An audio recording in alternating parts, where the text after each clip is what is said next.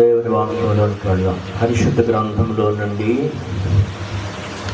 పౌలు భక్తుడు కొలస్సీయులకు రాసిన పత్రిక. పౌలు కొలస్సీయులకు రాసిన పత్రిక మొదటి అధ్యాయము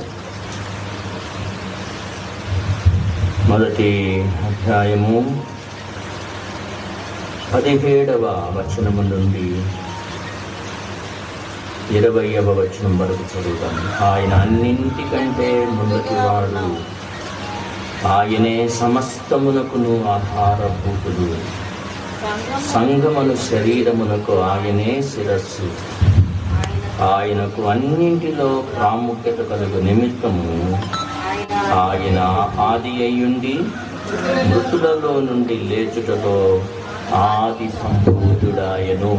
ప్రార్థన చేద్దాం. తలలో వంచండి. నా కొరకు కూడా ప్రార్థన చేయండి. ఇంకా రావలసిన వారు ప్రభు సన్నిధిలోనికి వచ్చినట్టు. ప్రేమగల మా ప్రియ తండ్రి, ఈ వాక్యం ఎద్దకు వస్తుంది. ఈ వాక్యముతో మాతో మాట్లాడగలిగిన దేవుడు, మధ్యలో పనిచేస్తున్న ప్రతి బలహీనతను మీ నామములకు అందిస్తూ ఉన్నాము. పునరుద్ధానపు శక్తి మా మీద ఆవరింపచేయండి. యేసు నామం నడుగుతున్నాము తండ్రి, ఆమేన్. కూడి వచ్చిన సంఘమంతటికి యేసు నామములో వందనాలు చెల్లిస్తున్నాను. కొలస్సీయులకు రాసిన పత్రిక మొదటి అధ్యాయం 17వ వచనము నుండి అన్నింటికంటే ఆయన అన్నింటికంటే ముందుగా ఉన్నవాడు, ఆయన సమస్తమునకు ఆధారభూతుడు, ఆయన సమస్తమునకును ఆధారభూతుడు. ప్రియమైన వారులారా, మనము ఈ 17 నుండి 23 వచనాలు ధ్యానం చేయబోతూ ఉన్నాం. 17 నుండి 23 వచనాలు. ఈ కొలస్సీ పత్రిక ఎవరు రాశారు? అక్కడ పైన రాసింది కదా, ఎవరు రాశారు? అపోస్తలుడైన పౌలు. అపోస్తలుడైన పౌలు ఈ కొలస్సీ పత్రికను రాశారు. ఆయన రాసిన సంవత్సరం ఎప్పుడంటే క్రీస్తు శకము 60వ సంవత్సరములో ఆయన ఈ పత్రికను రాశారు. క్రీస్తు శకము 60వ సంవత్సరం అంటే యేసు క్రీస్తు ప్రభు వారు చనిపోయిన మొదటి దశాబ్దములోనే పౌలు భక్తుడు సేవ చేయడానికి పిలువబడ్డాడు. మొదటి దశాబ్దంలోనే. యేసు ప్రభు వారు చనిపోయిన 30 సంవత్సరాల కల్లా పౌలు భక్తుడు లేఖలు రాశాడు సంఘానికి. అంటే అప్పట్లోనే ఆయన గొప్ప దైవజనుడు, సేవ చేశాడు. కాబట్టి ఆయన 60వ సంవత్సరంలో ఈ కొలస్సీ పత్రికను రాశాడు. ఆయన ఈ కొలస్సీ పత్రిక ఎక్కడి నుండి రాశాడంటే చెరసాలలో ఉండి రాశాడు. చెరసాలలో ఉండి రాశాడు. సహజంగా చెరసాలలో ఉన్నవాళ్ళు నిరీక్షణ లేని వారిగా, దుఃఖంతో ఎప్పుడు బయటికి వెళ్తామా అనే బాధలో గడుపుతారు కదా.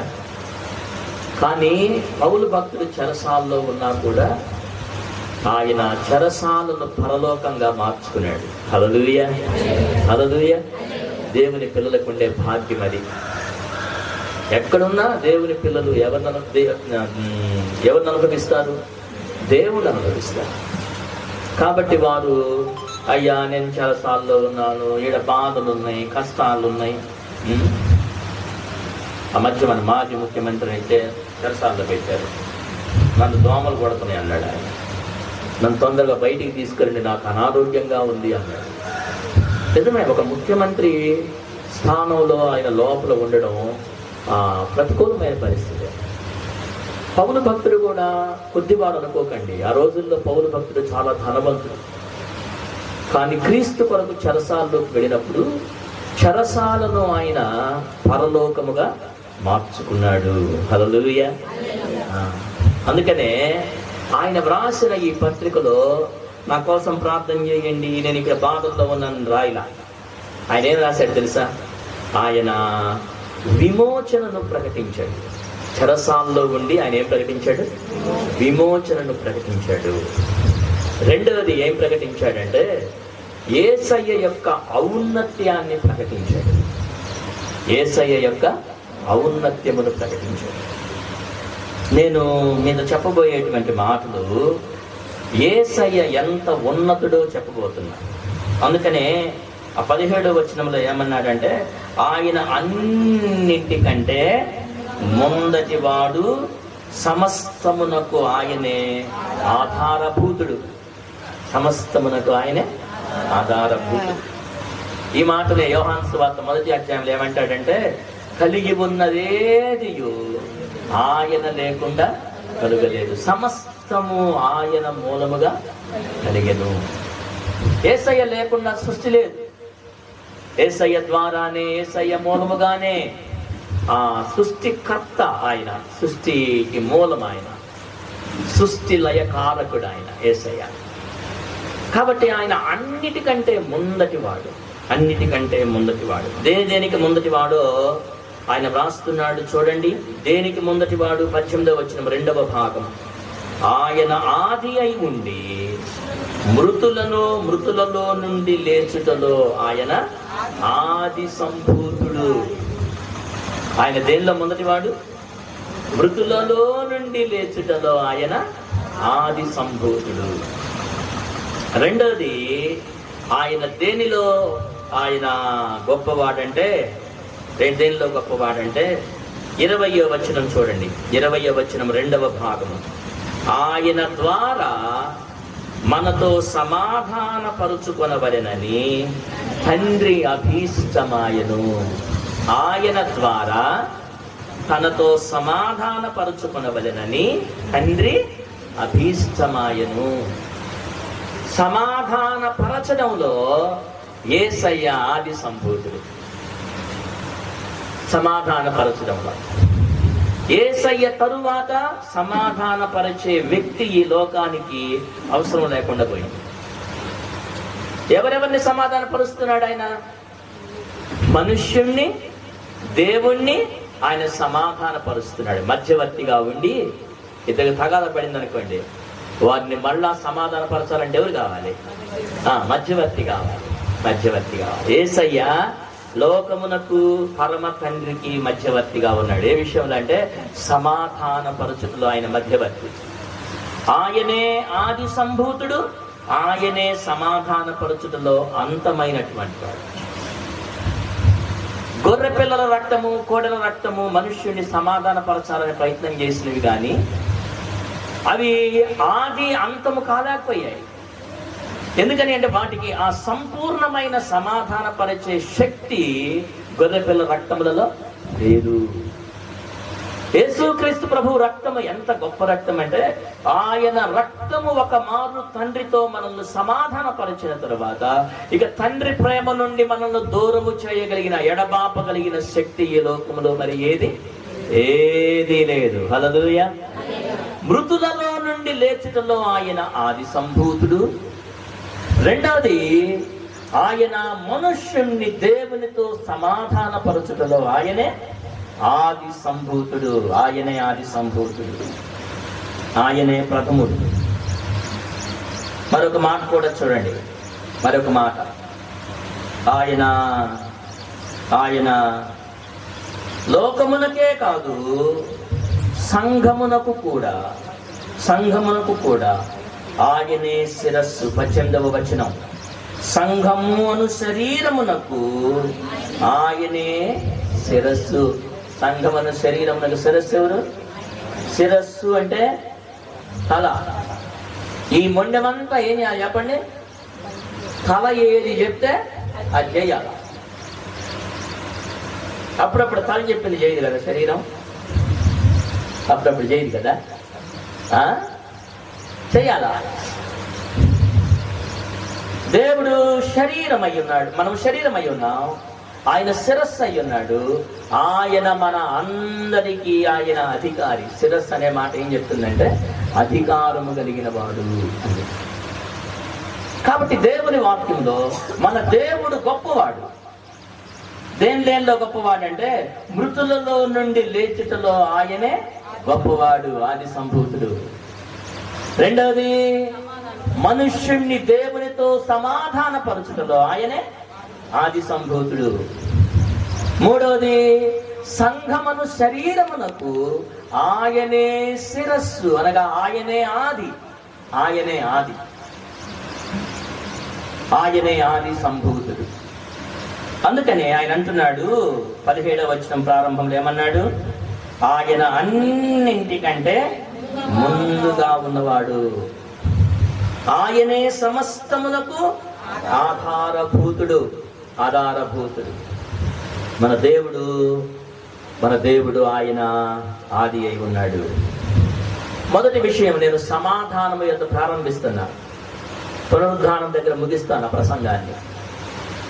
మన దేవుడు మొదటిగా మనల్ని తండ్రితో సమాధానపరిచాడు అంటే మనకి దేవునికి మధ్య ఏం కుదరలేదు? సంధి కుదరలా. మనకు ఆయనకు మనసు కుదరలా. ఆయన ఒకటి చెప్తుంటే మనం ఒకటి చేస్తుంటాం.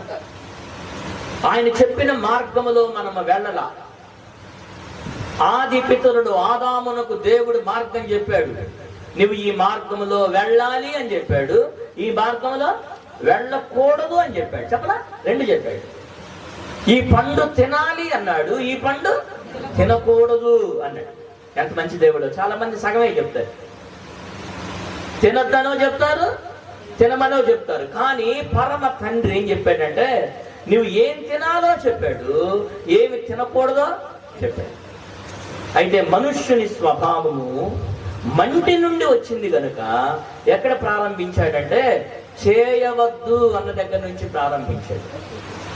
దాని వలన అతడు తండ్రి ముఖము యొద్దకు రాలేకపోయినటువంటి వాడై దేవుని సన్నిధిలో నుండి దూరం అయిపోయాడు.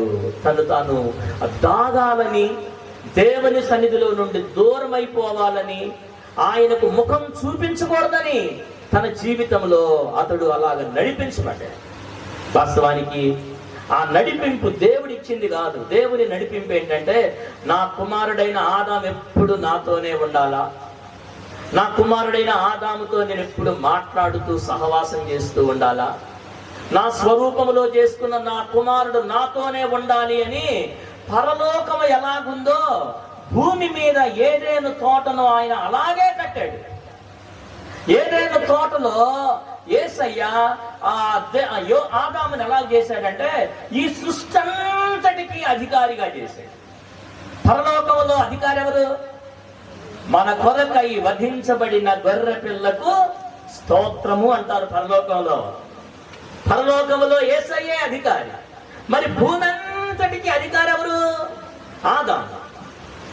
దేవుని యొక్క ఉన్నత ప్రణాళిక అలాగున్నప్పుడు మనుష్యుడు పాపం చేయడం వలన మనుష్యుడు తన స్వీయ చిత్తము చొప్పున ఎలాగూ తప్పిపోయాడంటే తండ్రితో మాట్లాడడానికి ఇష్టం లేకుండా, తండ్రితో నడవడానికి ఇష్టం లేకుండా, తండ్రి యొక్క స్వరం వినటానికి ఇష్టం లేకుండా,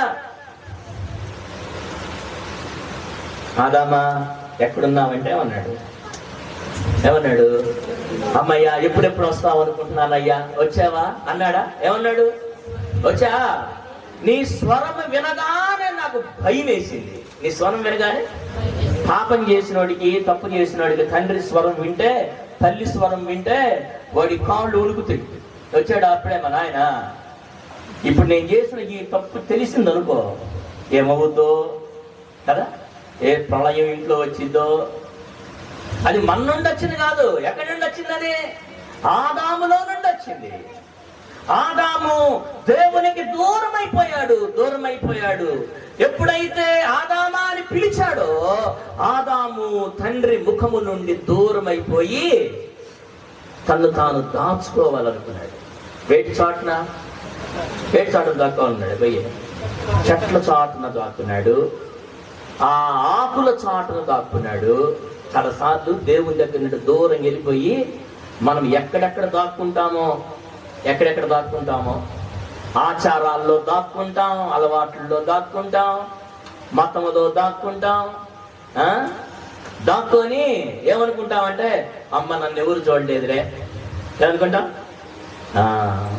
సండే స్కూల్ పాట ఒకటి ఉంది కదా, దేవుని కళ్ళ నుండి దాగగలవా నీవు దాగగలవా, పరుగెత్తినా దాగుకొనినా, పాడండి, పరుగెత్తినా దాగుకొనినా దేవుని కళ్ళ నుండి దాగలేవు నీవు దాగా. నాకు 18 సంవత్సరాలు ఉన్నప్పుడు నేను డాక్టర్ బ్రహ్మయ్య గారి ఇంట్లో సండే స్కూల్ జరిపాను. అప్పుడు నేర్పించా ఈ పాట. మొన్న గీత మా ఇంటికి వచ్చి, అన్న నువ్వు నేర్పించిన పాట నాకు ఇంకా గుర్తేనన్నా నేను. ఏం పాట అంటే, దేవుని కళ్ళ నుండి దాగగలవా నీవు దాగగలవా, ఆకుల చాటున దాగగలవా, చెట్ల చాటున దాగగలవా, కులం చాటున దాగగలవా, మతం చాటున దాగగలవా, సాంప్రదాయాల చాటున దాగగలవా. ఎక్కడ దాక్కుంటున్నావు? వెళ్ళిపోయాడు తండ్రికి దూరంగా దూరంగా దూరంగా వెళ్ళిపోతూ ఉండగా మనుష్యుణ్ణి తండ్రితో సమాధానపరచడానికై ఆది సంభూతుడు ఫలము నుండి దిగి ఆయన భూమికి వచ్చాడు సమాధానపరచడానికి. ఆ మాట చూడండి ఎంత మంచి మాట. ఆయన సమాధాన పరిచేటువంటి దేవుడు. ఎఫెస్సి పత్రిక 2వ అధ్యాయం 15వ వచనం. ఎఫెస్సి పత్రిక 2వ అధ్యాయము కొంచెం ఒక పేజీ 2 పేజీలు అటు ముందుకు తిప్పండి. పత్రిక ఉంటుంది. ఎఫెస్సి పత్రిక 2వ అధ్యాయం 15వ వచనం చదవండి. ఇటు సంధి చేయుచు ఇద్దరిని తన యందు ఒక్క నూతన పురుషునిగా చేశాడు. ఇద్దరు అంటే అక్కడ ఎవరెవరు? ఇద్దరంటే ఎవరెవరు? నాకు తెలుసు మీరు ఆ మాట అంటారు, అందుకే అడిగింది మిమ్మల్ని. ఇద్దరంటే ఆదాము యేసయ్య కాదు. ఇద్దరంటే ఎవరంటే మనము అన్యజనులు. మనం ఎవరిని? అన్యజనులు. ఇంకొకరు ఎవరు? ఇశ్రాయేలీయులు. వాళ్ళకి మనకి మత గొడవలు ఉన్నాయి. వాళ్ళకి మనకి ఏ గొడవలు ఉన్నాయి? మత గొడవలు. వాళ్ళేమో ప్రభువే దేవుడు అంటారు, మనమేమో కనపడిందల్లా దేవుడే, కనపడిందల్లా దేవుడే. మనం దేవుడిగా కొలమంది తప్పు, అవునా కాదా? కాబట్టి వాళ్ళు ఏమంటారంటే మీకు అన్ని దేవుళ్ళే కానీ మాకు ఏకదేవతారాధన మీకు మాకు పడదన్నారు. కానీ యేసయ్య ఈ లోకానికి వచ్చి రక్తం చిందించి ఆయన ఇశ్రాయేలీయులను అన్యజనులను ఏకం చేశాడు. హల్లెలూయా. అందుకని ఇప్పుడు మనము అన్యజనులం కాదు, విశ్వాసము వలన మనం ఏమయ్యామంటే ఇశ్రాయేలీయులమయ్యాము. హల్లెలూయా, హల్లెలూయా. విశ్వాసము వలన మనము సంఘములో చేరిన ఇశ్రాయేలీయులము, వాగ్దాన పుత్రులం. ఇంకొక మాట కూడా చదవండి. ఎఫెస్సి పత్రిక 4వ అధ్యాయం 1వ వచనం చదవండి. మీరు సమాధానమును బంధము చేత ఆత్మ కలిగించు ఐక్యతను కాపాడుకొనుట యందు శ్రద్ధ కలిగిన వారై ప్రేమతో ఒకనిని ఒకడు. ఆత్మ కలిగించు ఐక్యత అనే మాట ఏం చెప్తుందంటే సమాధానాన్ని చెప్తుంది. ఆత్మ కలిగించు ఐక్యత సమాధానాన్ని చెప్తుంది. మనము సిలువ చేత విమోచింపబడిన వారమైతే, రక్షింపబడిన వారమైతే మన అంతరంగములో మనము ఎప్పుడు ఏం ప్రేమిస్తామంటే ఐక్యతను, సమాధానమును ప్రేమిస్తాం. ఎందుకంటే సమాధానపరిచే ఆత్మ మన పరమ తండ్రి యొక్క ఆత్మ. కాబట్టి మన దేవుడు సమాధాన పరుచుటలో ఏమై ఉన్నాడు? ఆది సంభూతుడు. ఇంకొక మంచి మాట కూడా చూపించి నేను ముందుకు పెడతా. కొలస్సీ పత్రిక 1వ అధ్యాయం చూడండి. మొదటి అధ్యాయంలో ఆయన మరణము 20వ వచనం ఆయన ద్వారా సమస్తమును, అవి భూమి యందున్నవైనను పరలోకమందున్నవైనను వాటన్నిటినీ ఆయన ద్వారా ఆయన అంటే ఎవరండి? ఆయన అంటే ఎవడు? ఆయన ద్వారా తనతో అంటే తనంటే ఎవరు? తండ్రి. తనంటే ఎవరు? తండ్రి. ఆయన ద్వారా తండ్రితో సమాధానపరుచుకొనవలెనని ఆయన అభిష్టమయ్యింది. ఆయన అభిష్టమయ్యింది.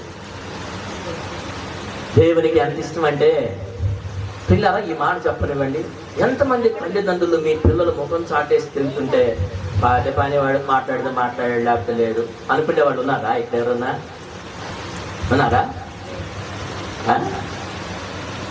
ఏ తల్లి అయినా ఏ తండ్రి అయినా ఏం కోరుకుంటారంటే, నా కుమారుడు నా కుమార్తె నాతో మాట్లాడాలా, నాతో ఉండాలా, నాతో ఉండాలా. నేను ఇటీవల ఒక ఆంటీ వాళ్ళ ఇంటికి వెళ్ళాను. ఆంటీ అన్నారు నాతో మాట్లాడతా, అయ్యా నాకు ఇంట్లో ఏ కొదువ లేదయ్యా, మా వాడు నన్ను బాగా చూసుకుంటాడయ్యా, మా వాడు నన్ను బాగా చూసుకుంటాడు, ఏం కావాలో అవి నేను అడక్కముందే తెచ్చి పెడతాడయ్యా, నోరు తెరిచి ఎట్టున్నావమ్మా అని మాత్రం అడగడయ్యా. నేను నోరు తెరిచి ఎట్టున్నావమ్మా అని మాత్రం అడగడు. వాడు ఏం తెచ్చినా ఏం చేయడానికి అయ్యా అని. తల్లి ఏం కోరుకుంటుంది? ఏం కోరుకుంటుంది? ఆ సమాధానము, స్నేహము, సహవాసము. తండ్రి పట్టుకోలేకపోయాడు, నీవు నేను దూరం అయిపోవడం. ఆదాము ఏదైనాలో దూరం అయిపోవడం తండ్రి కట్టుకోలేకపోయాడు, సమాధానపరుచుకోవాలనుకున్నాడు. అందుకనే తన ఏక కుమారుణ్ణి నీ కొరకు నా కొరకు ఈ లోకానికి పంపించి ఆయన్ని కలువరి యాగములో ఆయన్ని బలి చేసి ఆయన రక్తము ద్వారా మనల్ని పరిశుద్ధపరచి మరలా ఆయన పరిశుద్ధ సహవాసములోనికి మనల్ని తీసుకొచ్చాడు. తండ్రితో మనల్ని సమాధానపరచుటలో ఆయన ఆది సంభూతుడు. రెండవ భాగానికి రండి. కొలస్సీ పత్రిక 1వ అధ్యాయము. కొలస్సీ పత్రిక 2వ అధ్యాయం 2వ భాగం ఏమిటి? ఆయన దేనిలో ఆది సంభూతుడు? దేనిలో? రెండవది దేనిలో? ఆయన మృతులలో నుండి లేచుటలో ఆయన ఆది సంభూతుడు. రెండవది దేనిలో లేచుట? ఆయన ఆది సంభూతుడు. మృతులలో నుండి లేచుటలో ఆయన ఆది సంభూతుడు. ఎవరన్నా లేచారా మృతుల్లో నుండి? లేచారా? ఎవరైనా లేచారా మృతుల్లో నుండి? యేసుక్రీస్తు ప్రభువు వారికి ముందు ఎవరు మృతుని జయించలేదు, యేసుక్రీస్తు తరువాత ఎవరు మృతిని జయించలేదు. మనుష్యుడు మరణము ఎదుట ఓడిపోతున్నాడు. మరణము ఒకవైపు, మనుష్యుడు ఒకవైపు నిలబడి యుద్ధ భూమిలో మరణము ఎదుట మనుష్యుడు ఎప్పుడు ఓడిపోతూనే ఉన్నాడు. అందుకనే మనుష్యునికి మరణం అంటే భయము. మనుష్యునికి మరణం అంటే భయం. ఆ భయాన్ని తీసివేయడానికి, ఆ మరణాన్ని తీసివేయడానికి, మరణపు ముళ్ళును విరిచివేయడానికి ఆయన మరణములోనికి వచ్చి మరణము యొక్క బలము గలవానిని అనగా అపవాదిని. హెబ్రీ పత్రిక 2వ అధ్యాయం చూడండి. హెబ్రీ పత్రిక 2వ అధ్యాయం 14-15 వచనాలు. కాబట్టి ఆ పిల్లలు అంటే మనమే, ఆ పిల్లలు రక్త మాంసములు గలవారైనందున అనగా ఆ ప్రకారమే మరణము యొక్క బలము గలవానిని అనగా అపవాదిని మరణము ద్వారా నశింపజేయుటకును జీవిత కాలమంతయు మరణ భయము చేత దాస్యమునకు లోబడిన వారిని విడిపించుటకు ఆయన కూడా రక్త మాంసములలో పాలివాడాయన. మరణము యొక్క బలము అపవాదికుంది, మరణము యొక్క భయమేమో మనకుంది. దయ్యం పట్టినోళ్ళు ఏమంటారు తెలుసా? దయ్యం పట్టినాడు 2 సార్లు, ఎందుకు వచ్చావు అంటే ఏమంటారు తెలుసా? ఇదిగో ఈ మనిషిని చంపుతా, వీళ్ళ పిల్లల్ని చంపుతా, వీళ్ళ భర్తను చంపుతా. అర్థమైందా? చావు చావు చావు అనేది ఏది? అపవాది యొక్క బలం. అది అపవాది యొక్క బలం. ఈ రోజుల్లో యవనస్తులు ఏం చేయాల్సింది అర్థం కాకపోయి ఏం చేస్తున్నారు? సూసైడ్ చేసుకుంటున్నారు. బాగానే ఉన్నాడు సార్, మాతో మాట్లాడుతూనే ఉన్నాడు సార్. ఎందుకు లేచిపోయాడు సార్ వీడు, ఎందుకు వెళ్ళాడో ఎక్కడికి వెళ్ళాడో తెలియదు సార్. ఇటు చూచే లోపల హ్యాంగ్ అవుతూ ఉన్నాడు. నా ప్రియులారా, మరణ భయము చేత మనుష్యుడు నడిపించబడుచు ఉండగా, ఆ మరణము యొక్క నీడలో మనుష్యుడు ఓడిపోతూ ఉండగా, మనుష్యునికి జయమివ్వడానికి యేసయ్య పరము నుండి దిగి భూమికి వచ్చాడు. ఆయన మరణమును జయించి తిరిగి పాడండి. మరణము గెలచిన యేసు, మరణము ఓడెను, మరణము గెలచిన మరణము ఓడెను, పరమ బలము సగు జయ యేసు, పరమ బలము సగు జయ యేసు, శరణము నీవే జయ యేసు, జయ జయ యేసు. అందరం పాడదాం. జయ జయ క్రీస్తు, చేతులు తట్టండి. జయ జయ యేసు, జయ జయ క్రీస్తు, జయ జయ రాజా, జయ రాజా,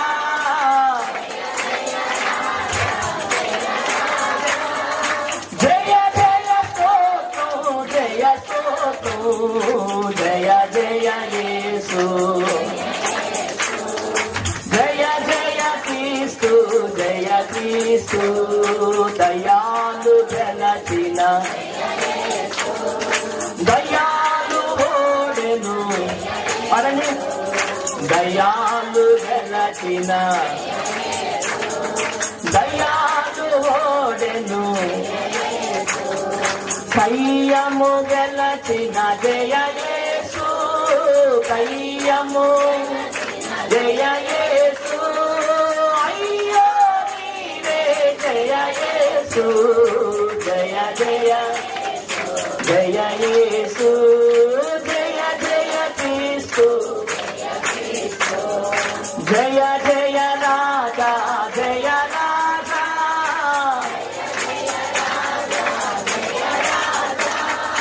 జయ జయ స్తోత్రం, జయ స్తోత్రం, జయ జయ యేసు. పిల్లలు కూడా పాడాలా? క్రీస్తు, జయ క్రీస్తు, జయ జయ స్వాతి పాడబడి. జయ జయ క్రీస్తు, జయ క్రీస్తు, జయ జయ రాజా, జయ జయ రాజా, జయ జయ స్తోత్రం, జయ స్తోత్రం, జయ జయ యేసు,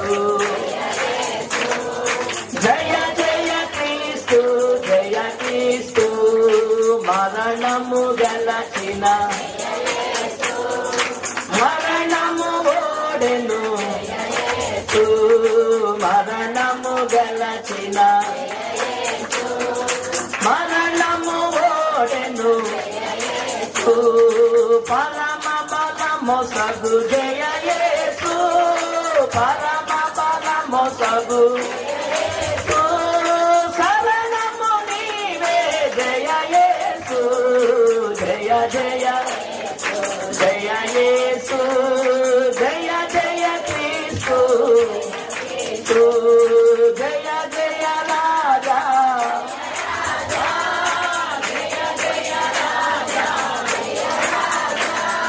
జయ జయ స్తోత్రం, జయ స్తోత్రం, జయ జయ యేసు, జయ జయ క్రీస్తు. హల్లెలూయా, హల్లెలూయా.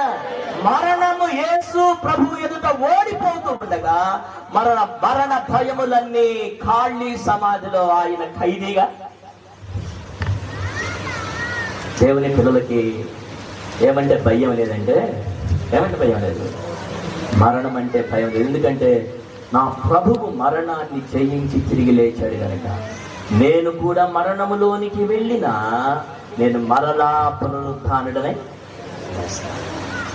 సరే, ఒక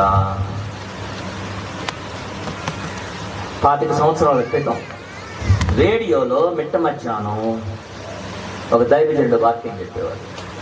జీవజలములు అనే ప్రోగ్రాం వచ్చేది. జీవజలములు రేడియోలో, అప్పుడు టీవీ లేవులేండి. జీవజలములు అనే ప్రోగ్రాం వచ్చేది. ఆడ వాక్యం చెప్పిన ఆయన పేరేంటంటే జీ జాన్. ఆయన పేరేంటి? జీ జాన్ గారు. ఒక రోజంట మిట్ట మధ్యాహ్నం స్నానం చేసి పౌడర్ కొట్టుకొని కై కట్టుకొని సూట్ వేసుకొని వాళ్ళ పాస్టర్ గారికి ఫోన్ చేశాడంట. సార్, నువ్వేం చేస్తావంటే బల్ల తీసుకొని, బల్ల అంటే ఈ బల్ల అనుకోలేరు, బల్ల అంటే ద్రాక్షారసము రొట్టె తీసుకొని మా ఇంటికి రావాలి సార్. ద్రాక్షారసం రొట్టె తీసుకొని మిట్ట మధ్యాహ్నం. ఆయన అన్నాడు, ఆదివారం కాదు కదా సార్, వచ్చిన తర్వాత జీవితాలు తీసుకొని రండి అన్నాడు. ఆయన బల్ల తీసుకొని వెళ్ళాడు, పాస్టర్ గారి ఇంటికి వెళ్ళాడు. ఇద్దరు కలిసి ప్రార్థన చేసుకున్నారు, ఇద్దరు కలిసి ఆ రొట్టె తీసుకున్నారు, ద్రాక్షారసం తీసుకున్నాడు. పిల్లలట పాస్టర్ గారిని పక్కన పిలిచి, ఏం పాస్టర్ గారు, మా నాయనతో మాట్లాడడం మాకు భయం, కానీ ఈ జామున స్నానం ఏంటి, ఈ జామున పౌడర్ కొట్టడం ఏంటినా, మిమ్మల్ని పిలవటం ఏంటి, ఇంట్లో ఆరాధన పెట్టడం ఏంటి, ఒక మాట అడగరాదా అన్నారట. పాస్టర్ గారు చిన్నగా పోయి, అన్నా జానన్నా ఏందన్నా ఈ జామున మిట్ట మధ్యాహ్నం అంటే, మెల్లగా చెప్పాడంట, ఇంకా సేపట్లో నేను చచ్చిపోతాను, దేవుడు నాకు చెప్పాడు, అందుకని చివరిగా పళ్ళలో చెయ్యేసి చచ్చిపోదామని అన్నాడు. అయిపోయింది. ఇంట్లో పళ్ళు పిలిచారు, చక్కగా పాటలు పాడుకున్నారు, ఆరాధన అయిపోయింది, అన్నం తిన్నాడు, బెడ్రూమ్లోకి పోయాడు. దేవుడు చెప్పిన సమయానికి శుభ్రంగా పండుకున్నాడు. పండుకున్న కాసేపుకి ఏమయ్యాడు, మనకు గనక నువ్వు చచ్చిపోతావని ఎవరిని చెప్పారు అనుకో, ఫస్ట్ చెప్పకముందే చచ్చిపోతాం కదా. ఎందుకు? మరణము కొరకైన సిద్ధపాటు లేని వాళ్ళకి మరణం అంటే భయం. మారు మనసు పొంది రక్షణ పొంది ఆత్మలో దేవునితో నడిచేటువంటి వారు ఏమంటారంటే, ఈ లోకాన్ని ఎప్పుడెప్పుడు వదిలిపెట్టిపోయి ప్రభువుతో ఉంటే బాగుండు, ఈ దరిద్రం అంతా వదిలించుకొని పోయి పరమ తండ్రితో బంగారు దూతలతో బంగారు వీధులలో తిరిగితే ఎంత బాగుండు. జీ జాన్ గారు అలా చనిపోయాడు. ఆయన అన్నాడట, నా ప్రభువు మరణమును జయించాడు, నాకు కూడా మరణ భయము లేదు, ఎందుకంటే నేను సిద్ధపడినటువంటి వాడు, నాకు ఒక నిరీక్షణ ఉంది. నేను ఇక్కడ చనిపోగానే నేను ఎక్కడ కళ్ళు తెరుస్తాను, నిత్యత్వంలో ప్రభువుతో కూడా ఉంటాను. హల్లెలూయా, హల్లెలూయా. యేసయ్య మరణించి తిరిగి లేచాడనే పండగ చేసుకోవడానికి వచ్చా. ఈ పండగలో నీవు ఏం చేయాలంటే ఒక నిరీక్షణలోనికి రావాలి. నేను కూడా మరణమును జయించి తిరిగి లేస్తాను. మన దేవుడు మరణించి తిరిగి లేవడమే కాదు, ఈ బల్లలో ఆయన శరీరములో ఆయన రక్తములో పాలు పొందేవానికి ఆయన మరణములో నుండి జయమిస్తాడు. చూడండి, యోహాను సువార్త 6వ అధ్యాయము 54వ వచనం.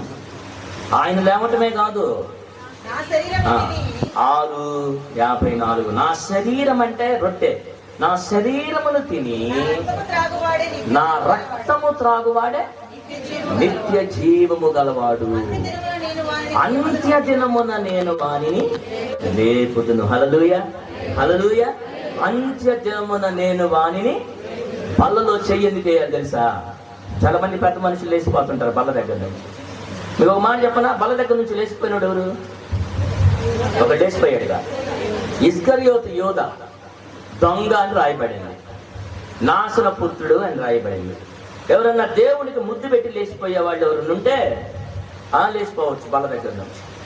కానీ ప్రభువు దగ్గర సరి చేసుకునే మనసు కలిగిన వాళ్ళు, ప్రభువుతో నడవాలి అనే మనసు కలిగిన వాళ్ళు, ప్రభు స్వరూపానికి ఎదగాలి అనుకునేటువంటి వారు ఎక్కడికి రావాలంటే బల్ల యొద్దకు వచ్చి ఆయన బల్లలో పాల్గొని అంత్యదినమున ఆయన అనుగ్రహించే పునరుత్థానములోనికి మార్చబడాలి. హల్లెలూయా అని అంటున్నాడు. నా శరీరమును తిని నా రక్తమును త్రాగువాడే నిత్య జీవం, మనగా పరలోకం కలిగిన వాడు, అట్టి వానిని నేను అంత్యదినమున లేపుదును, పునరుత్థానములోనికి వస్తారు.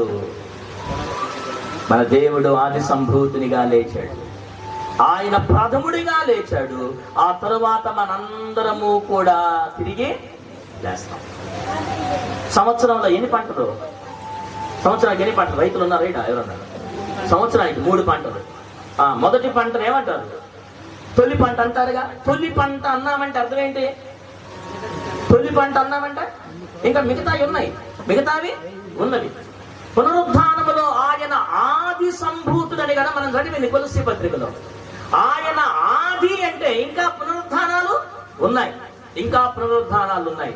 ఆయన మొదటి వాడిగా లేచాడు. మొదటి పంట దేవుని యందు విశ్వాసం ఉంచి మరణించిన వారు లేస్తారు, వారు రెండవ పంట. మూడవ పంట సజీవులమై నిలిచియుండు మనము వారితో కూడా ఏకముగా ఆకాశ మండలానికి ఎగిరి వెళ్ళిపోతామని మొదటి తెస్సలోనికైలకు రాసిన పత్రిక 5వ అధ్యాయం సెలవిస్తూ, ఆయన ఈ పొలములో మొదటి పంటగా ఆయన తిరిగి లేచాడు. ద్వితీయ పంటగా నీవు నేను తిరిగి లేవాలి, లేస్తాము. అది నిరీక్షణ. కాబట్టి సమాధానపరచుటలో ఆయన ఆది సంభూతుడు. రెండవది మృతులలో నుండి లేచుటలో ఆయన ఆది సంభూతుడు. ఆయనే మొదటివాడు. అంతేకాదు ఈ సంఘాన్ని ఈ నిరీక్షణలోనికి తెచ్చి, ఈ సంఘాన్ని ఆయన ఇటువంటి సమాధానంలోనికి తెచ్చి, ఈ సంఘమునకు ఆయనే శిరస్సు అనే మాట చూడండి. ఆయనే శిరస్సు. మొదటి కొలస్సీలకు రాసిన పత్రిక మనం ధ్యానం చేస్తున్నాం. పౌలు కొలస్సీలకు రాసిన పత్రిక 1వ అధ్యాయము సంఘమను 17-18 వచనము. సంఘమను శరీరమునకు ఆయనే శిరస్సు, అన్నిటిలో ఆయనకి ప్రాముఖ్యత కలుగు నిమిత్తము ఆయన ఆది నుండి మృతులలో నుండి లేచుటలో ఆది సంభూతుడు. ఆయన సంఘమును శరీరమునకు ఆయనే శిరస్సు. సంఘమును శరీరమునకు ఆయనే. సంఘానికి శిరస్సుగా ఉండాలని చాలా మంది ప్రయత్నాలు చేశారు. సంఘ చరిత్రలో ప్రవక్తలు సంఘానికి శిరస్సుగా ఉండాలి అనుకున్నారు. న్యాయాధిపతులు సంఘానికి శిరస్సుగా ఉండి నడిపించాలి అనుకున్నారు. యాజకులు, పూజారులు అన్నమాట, పూజారులు సంఘానికి సమాజానికి శిరస్సుగా ఉండి నడిపించాలనుకున్నారు. రాజులు ప్రభువులుగా పిలువబడ్డారు కదా. రాజులు ఏమని పిలిచారు?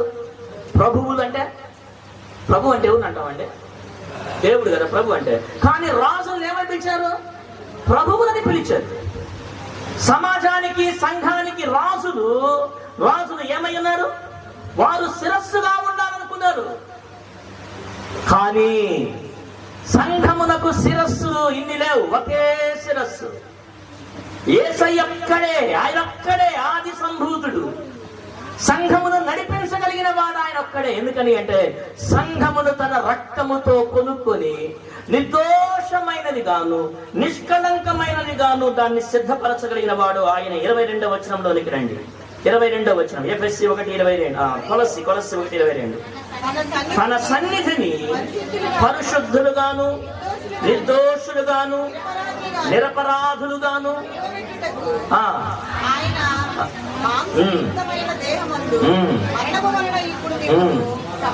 ఇప్పుడు మిమ్మును సమాధాన పరిశుద్ధులుగాను నిర్దోషులుగాను నిరపరాధులుగాను నిలవబెట్టుటకు ఆయన మాంసయుక్త దేహమందు మరణము వలన ఇప్పుడు మిమ్మును మనల్ని పరిశుద్ధపరచింది ఆయనే, మనల్ని సమాధానపరిచింది ఆయనే, మనల్ని నిర్దోషులుగా నిరపరాధులుగా చేసింది ఆయనే. కాబట్టి మనల్ని నడిపించగలిగిన వాడు, మనల్ని బలపరచగలిగిన వాడు కూడా. ఈ మాట ఎఫెసీ పత్రికలో రాస్తున్నాడు చూడండి. పౌలు ఎఫెసీలకు రాసిన పత్రిక 1వ అధ్యాయము 6వ వచనం 1:6.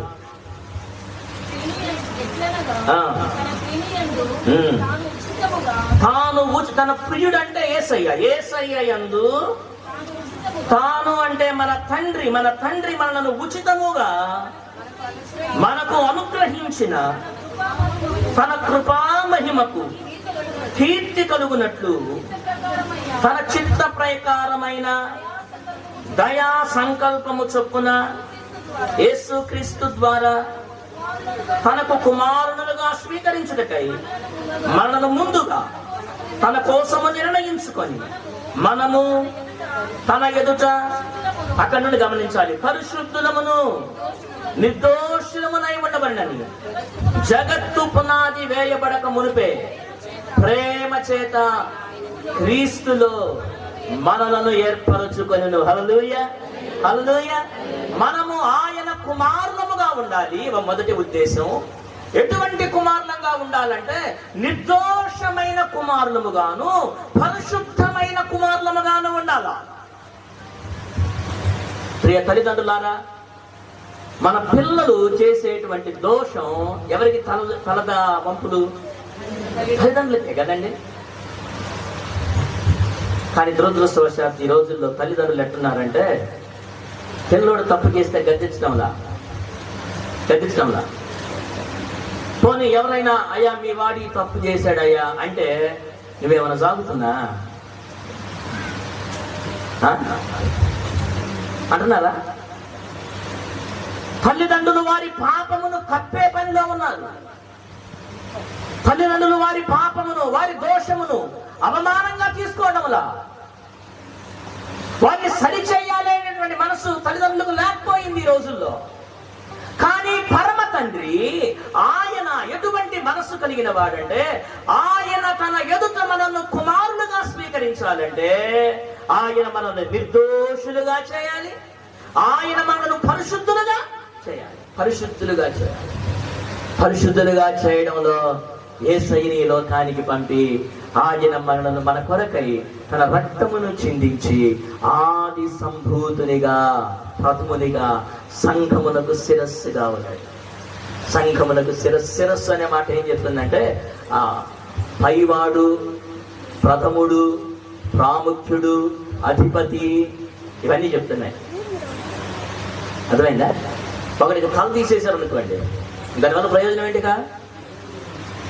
ఏదున్నా లేకపోయినా తలుంటే చాలు కదా. తలే లేదనుకోండి, మొండంతో ఏం చేస్తారండి? యేసు ప్రభు సంఘానికి ఆయన ఆది శిరస్సు అయి ఉన్నాడు. ఈ శిరస్సు ఏది చెప్తే నీవు నేను ఆ కార్యాన్ని జరిగించాలి. ఆయన ఆది సంభూతుడు. మూడు మాటలు. మొదటిది సమాధాన పరచుటలో ఆయన ఆది సంభూతుడు, కొలస్సీ పత్రికలో చూసిన 3 మాటలు. రెండోది మృతులలో నుండి లేచుటలో ఆయన ఆది సంభూతుడు. మూడోది సంఘమునకు శిరస్సుగా ఉండి సంఘమును పోషించుటకు, సంఘమును నడిపించుటకు, సంఘమును నిర్దోషులుగా చేయడానికి, సంఘమును పరిశుద్ధపరచడానికి, నిరపరాధులుగా తన తండ్రి ఎదురు నిలవబెట్టుకోవడానికి ఆయనే ఆది సంభూతుడు. ఆయన నీ కొరకు, నా కొరకు తిరిగి లేచాడు. యూదా రాజసింహం తిరిగి ఇక మరణించడు. ఆయన ఇక మరణం లేదు మనకు. మరణములో నుండి మనము జీవములోనికి దాటాలి. అందుని బట్టి మనం ప్రభువును స్తుతించాలి. ప్రార్థన చేద్దాం. తల్లి వచ్చింది, ప్రభువును స్తుతించేద్దాం. బల్లలో చెయ్యి వేయబోతున్నాం. దేవుని వాక్యం మనం విన్నాం. ఆయన ఆది సంభూతుడు. నీ జీవితానికి, నా జీవితానికి ఆది సంభూతుడు, ప్రథముడు ఆయనే. పునరుద్ధానములో ఆది సంభూతుడు. ప్రభువును స్తుతిద్దాం. పాత్రలో చెయ్యి వేయబోతున్నాం. పాత్ర కొరకై స్తుతి చెందుతాం. సువర్ణమ్మ మేడం గారు మన స్థితిలో నడిపిస్తారు.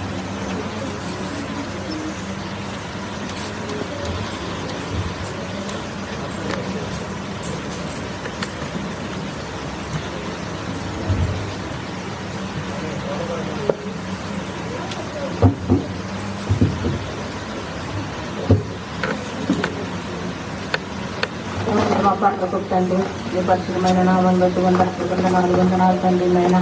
అయ్యా, ఈ పరిశుభ్ర దినములో నాయన, అయ్యా మీ పునరుత్థాన దినములో తండ్రి నాయన, తండ్రి నాయన దేవాన్ని మందిరంలో సమకూర్చిన దేవాన్ని వందనాలయ్యా వందనాలు తండ్రి నాయన దేవా పునఃస్థాన దినాన్ని నాయన చూడలేదు ఎంతమంది గతించున్నారు నాయన ఎవరికంటే మేమేమి అవసరమునైనా గొప్పవారం కాదు నాయన అయినను నాయన దేవా నువ్వు మమ్మల్ని ప్రేమించావు తండ్రి దేవా అయ్యా మా కొరకైనా దేవా నువ్వు రక్తము కార్చేవయ్యా మరణించి తిరిగి నాయన పునరుద్ధాన శక్తితో లేచిన దేవా నీకు వందనాలు నాయన అయ్యా కనికరించండి నాయన దేవా అయ్యా తండ్రి ఇంతవరకు నాయన మీ దాసులు నాయన దేవా అయ్యా తండ్రి నాయన దేవా అయ్యా ఇచ్చిన వాక్య భాగాన్ని బట్టి నాయన అయ్యా తండ్రి నాయన మీ మాటలు బట్టి ప్రభు దేవా నీ కొందనాలు దేవా అయ్యా తండ్రి నాయన దేవా మీ కొందనాలు ప్రభు వందనాలయ్యా అయ్యా అయ్యా మీరు మరణించడం ద్వారా తండ్రి నాయన అయ్యా అయ్యా తండ్రి నాయన దేవా మాకు నాయన దేవా సమాధానములో నాయన ఆది సంభూతుడుగా తండ్రి నిలిచావయ్యా నీ వందనాలు తండ్రి వందనాలు నాయన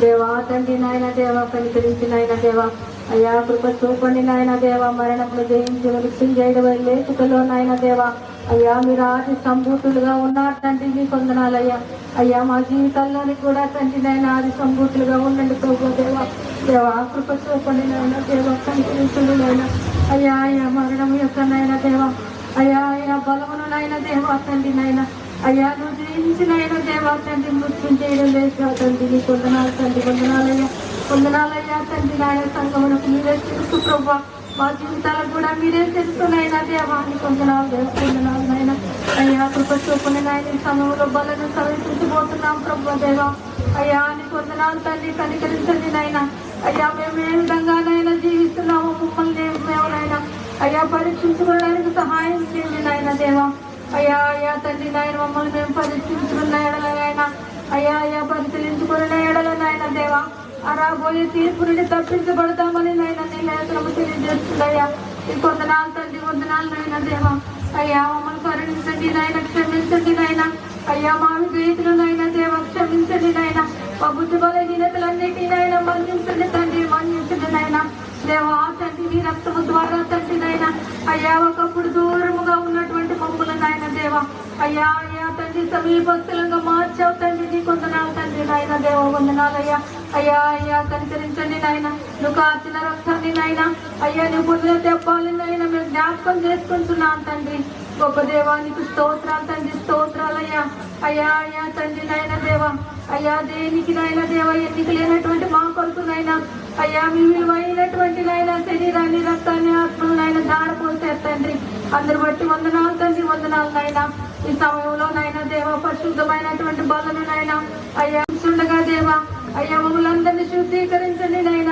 పరిశుద్ధపరచండి నాయన దేవా నిర్దోషులముగా నాయన నిరపరాధులముగా నాయన అయ్యా పరిశుద్ధులముగా నాయన దేవా మమ్మల్ని నిలబెట్టండి నాయన దేవా మమ్మల్ని నిలబెట్టండి నాయన ఈ సమయంలో నాయన అయ్యా మేము ఈ లోకమును విడిచినట్లయితే తండ్రి దేవా అయ్యా మరలా నాయన దేవా లేచిన ద్వారా నాయన దేవా అయ్యా నీతోనైనా మేము ఉండి సహవాసం చేసేటువంటి వారుగా తండ్రి దేవా అయ్యా కృప దయచేయండి నాయన దేవా కనికరించండి నాయన పరిశుద్ధాత్మ దేవాన్ని వందనాలు తండ్రి దేవా అయ్యా చేరువుని బిడ్డలు దీవించండి నాయన దేవా అయ్యా బలను తీసుకునే వారిని నాయన దేవాధికము చేయండి నాయన ఇంకా ఎవరైతే సిద్ధపడకుండా ఉన్నారో తండ్రి నాయన అయ్యా సిద్ధపడలేనటువంటి వారిని నాయన దేవా అయ్యా మీరు ముందుకు నడిపించండి నాయన దేవా వారిని వాక్యము ద్వారా బలపరచండి నాయన అయ్యా మీ ఆత్మ సహాయమును వారికి అనుగ్రహించండి తండ్రి దేవా అయ్యా అయ్యా బలలోనికి నాయన దేవా అయ్యా రాగలగడానికి నాయన వారి జీవితాలను సమర్పించుకోవాల్సినదిగా తండ్రి దేవా కృప దయచేయమని వేడుకుంటూ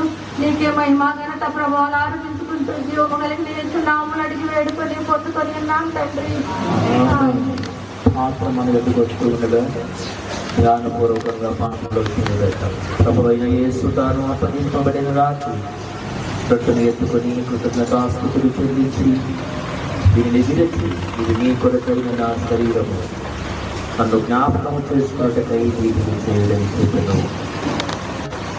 పాత్ర తీసుకునేవారు మీకు నష్టాన్ని చూపిస్తూ ఉండండి. త్వరగా పాత్ర మీ కొరకై ఇవ్వబడుతుంది. అపరాధిని యేసయ్యా కృప చూపిరా అపరాధిని యేసయ్యా కృప చూపిరా నెపమే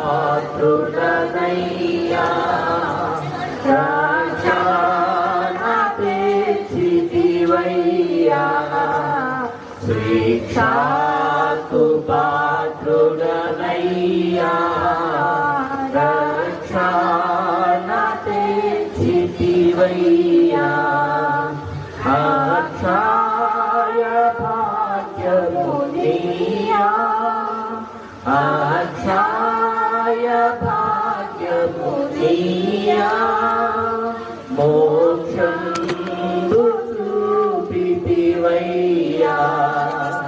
మోక్షం చూపితివయ్యా అపరాధిని యేసయ్యా కృప చూపి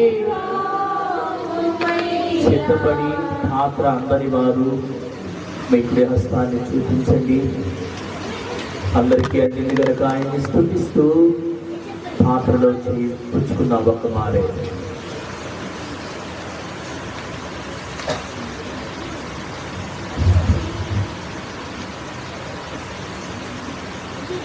ఆ ప్రకారమే భోజనమైన పిమ్మట ఆయన పాత్రను ఎత్తుకొని, ఈ పాత్ర నా రక్తము వలనైన క్రొత్త నిబంధన, మీరు దీని నుండి త్రాగునప్పుడల్లా నన్ను జ్ఞాపకము చేసుకున్నకై దీనిని చేయదని చెప్తున్నాను.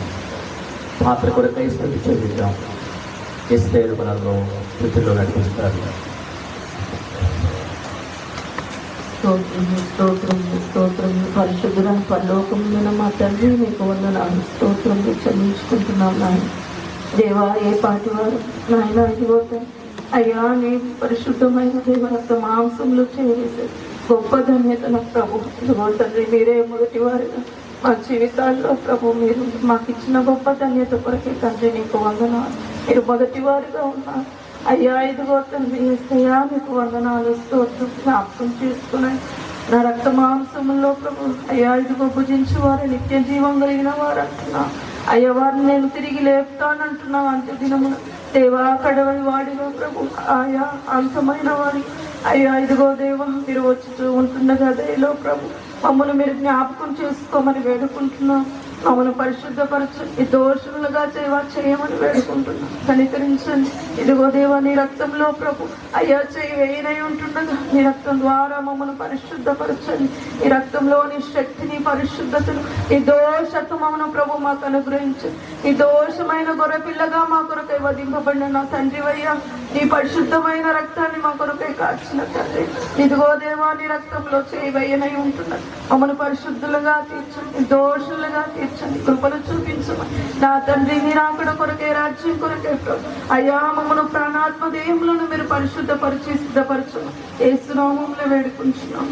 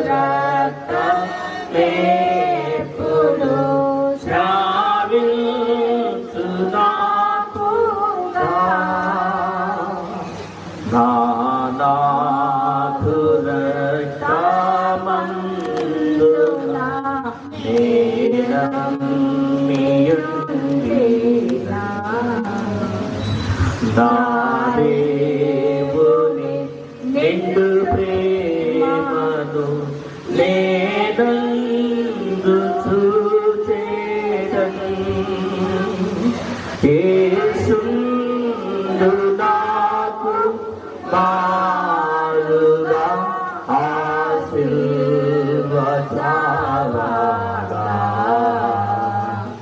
శ్రీ యేసు రక్తమే ఎప్పుడు ప్రావిల్చునాకుగా యేసు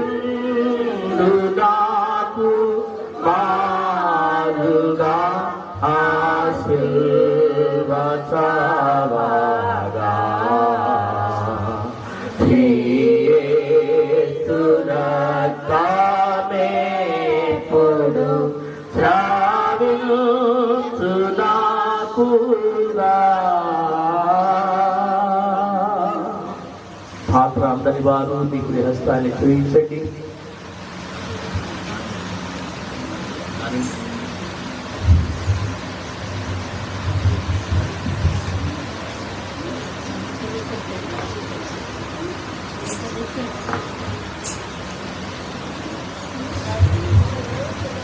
పాత్ర అందరికీ అందింది కనుక ఆయన స్తుతిస్తూ ఒక మాటను పుచ్చుకుంటా ఉంటాం.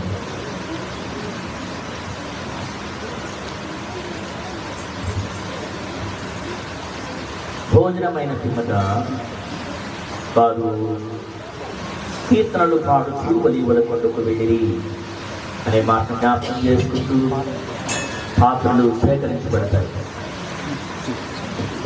మేడం గారు మాట్లాడుతూ